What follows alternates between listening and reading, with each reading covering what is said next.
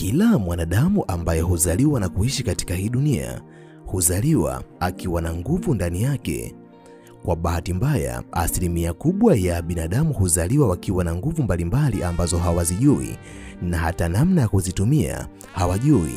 Katika video hii nitakwenda kukuambia nguvu mbalimbali ambazo kila mwanadamu huzaliwa zikiwa ndani yake, lakini ni binadamu wachache tu hujitambua kama wanazo nguvu hizo, na hata wanaojua kuzitumia nguvu hizo ni binadamu wachache zaidi.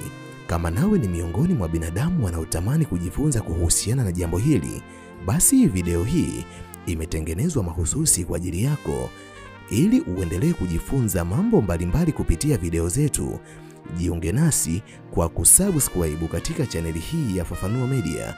Hapo utakuwa wa kwanza kupata video zetu pindi tunapoziweka kwenye chaneli hii. Hautajutia MB zako, kwani mara zote tunajitahidi kuwa bora zaidi ya jana. Asante, enjoy. Zifuatazo ni nguvu mbalimbali ambazo zipo ndani ya kila mwanadamu, lakini binadamu wengi hawajui kama wanazo nguvu hizo, na hata binadamu wanaojijua kama wana nguvu hizo hawajui kuzitumia. Namba 1. Kila mwanadamu amezaliwa akiwa na uwezo wa kuona ama kusikia vitu ambavyo macho ya kawaida hayawezi kuviona, ama vitu ambavyo masikio yako ya kawaida hayawezi kusikia. Unaweza ukajiuliza, inakuwaje ama nimekosea kuzungumza? Hapana, ninachozungumza na maanisha. Ninajua katika biology tumekuwa tukijifunza mwanadamu ana milango mitano ya fahamu, yani macho, masikio, ulimi, ngozi, pua, lakini amini usiamini, upo mlango wa 6 ambao unaitwa nguvu ya intuition. Zipo sauti za kiroho ambazo zinaweza kuzungumza ndani yetu, lakini vipo baadhi ya vitu ambavyo havipo katika physical reality, kwani macho yako yanaweza kuona vitu ambavyo vipo katika physical reality, lakini kila mwanadamu analo jicho la tatu ambalo anaweza kulitumia kuona vitu ambavyo vipo katika ulimwengu wa kiroho. Kwa bahati mbaya, binadamu wengi kwa sababu ya matendo ambayo wanayafanya katika maisha yao, ama kwa kutokujua namna gani ya kutumia jicho hilo la tatu, wanajikuta ni watu ambao wanaweza kuyatumia macho mawili kuona vitu ambavyo vipo katika dimension ya physical reality, lakini vile vinavyotokea katika ulimwengu wa kiroho hawawezi kuviona. Hata kusikia, binadamu wengi wana kawaida ya kutumia masikio mawili ambayo yapo katika ulimwengu wa damu na nyama, na kazi yake ni kusikia vitu vinavyotokana na sauti za vitu ambavyo vipo katika physical reality, lakini hawawezi kusikia sauti za kiroho.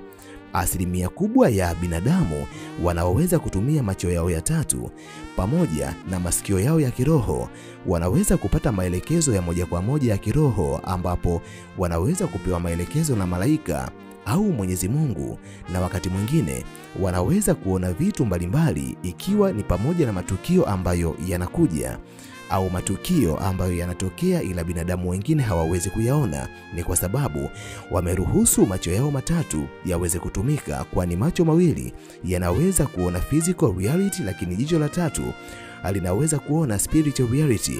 Ndivyo ilivyo. Zipo sauti ambazo zinaweza kuzungumza ndani yako, lakini ili uweze kuzisikia sauti hizo lazima uwe unajua namna gani ya kuitumia nguvu ya intuition. Hivyo nitakuja kukuelekeza wakati mwingine ni kwa namna gani unavyoweza kuzitumia nguvu hizi, lakini hizi ni nguvu ambazo kila mwanadamu amezaliwa akiwa nazo. Namba 2. Kila mwanadamu amezaliwa akiwa na nguvu ya maneno. Wapo baadhi ya watu ambao hawajui nguvu ambayo ipo katika vinywa vyao, na hawa ni binadamu ambao wakati mwingine hujikuta wakiishi maisha yasiyokuwa yao. Ngoja nikwambie kitu kimoja, hata maandiko mbalimbali matakatifu yamekuwa yakitueleza kuwa kadri unavyojinenea ndivyo utakavyokuwa. Tumekatazwa kujinenea mabaya na kuwanenea watu wengine mabaya. Kumbuka, baraka hutolewa kwa kutamka maneno, lakini laana hutolewa kwa kutamka maneno. Uumbaji ulifanyika kwa kutamka maneno, lakini uharibifu unaweza kufanyika kwa kutamka maneno. Chochote ambacho unajinenea basi ndicho kinachojiumba katika maisha yako.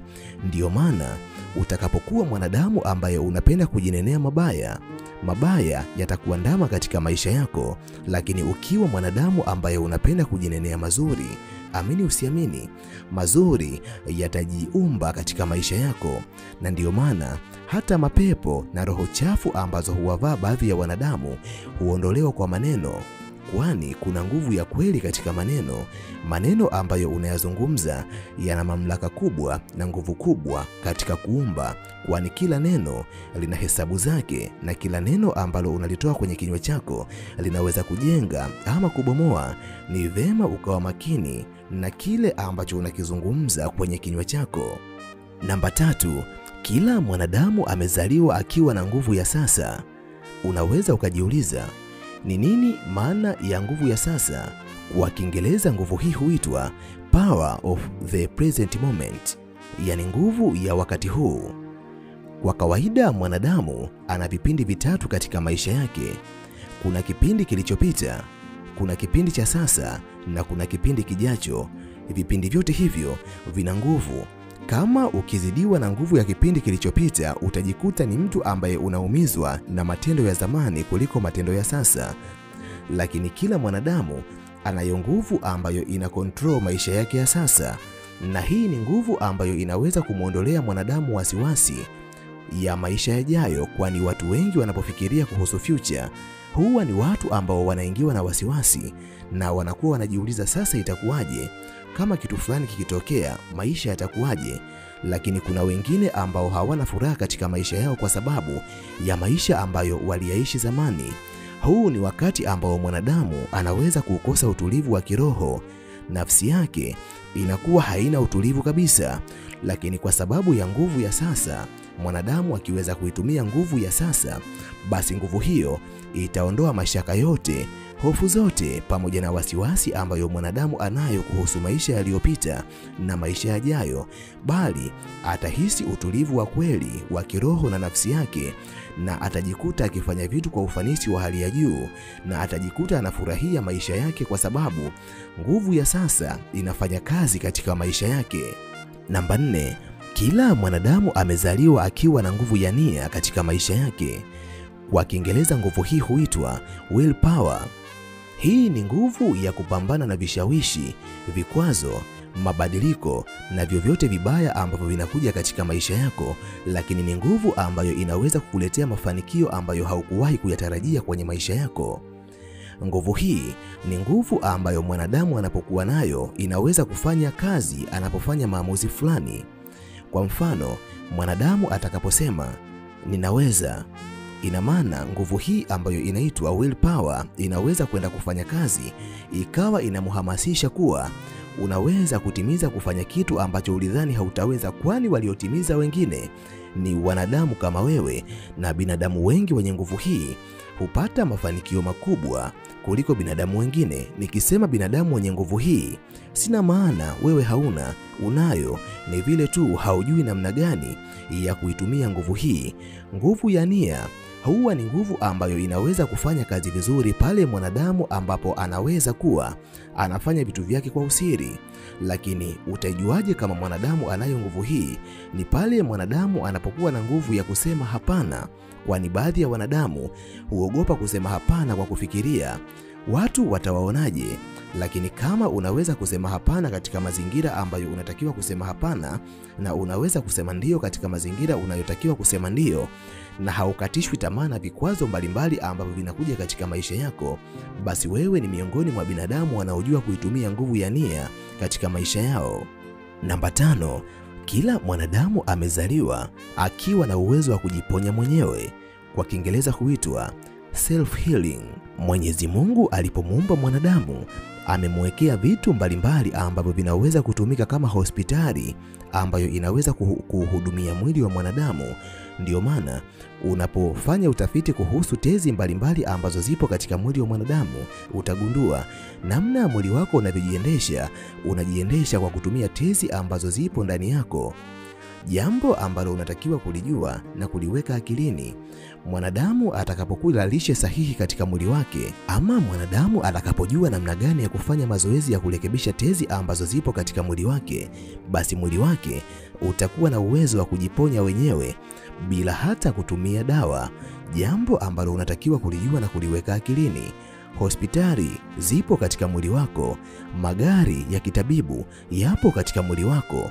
Unachohitaji kufanya ni kujua tu namna gani ya kutumia nguvu hii ya uponyaji, na utakapoweza kujua, mada hii nitaiandaa siku nyingine, utakuwa miongoni mwa wanadamu ambao wanaweza kupata maradhi na wakajitibia wenyewe kwa kutumia nguvu ambazo zipo ndani ya miili yao. Namba 6. Kila mwanadamu anayo nguvu ya kujilinda dhidi ya roho chafu ambazo zinamuandama katika maisha yake. Mwenyezi Mungu alipomuumba mwanadamu, alimpa mamlaka yote katika hii dunia. Hivyo, kupitia dua, sala, neno la Mungu na hata nguvu ya upendo, mwanadamu anaweza akajilinda dhidi ya nishati mbaya, chuki, husda au roho chafu ambazo zinamuandama katika maisha yake. Unachotakiwa kufanya ni kujiweka karibu na Mwenyezi Mungu, fanya ibada, na utaweza kuwa miongoni mwa wanadamu ambao wana nguvu kubwa za kujilinda kuliko binadamu wengine. Kwa Kiingereza nguvu hii huitwa spiritual protection. Hivyo ni vema ukawa mwanadamu ambaye unaweza kujilinda kuliko binadamu wengine. Mimi kwa leo naomba niishie hapa. Ninahitimisha nikiamini kuna jambo kubwa ambalo umejifunza kupitia video hii. Tukutane tena katika video ijayo.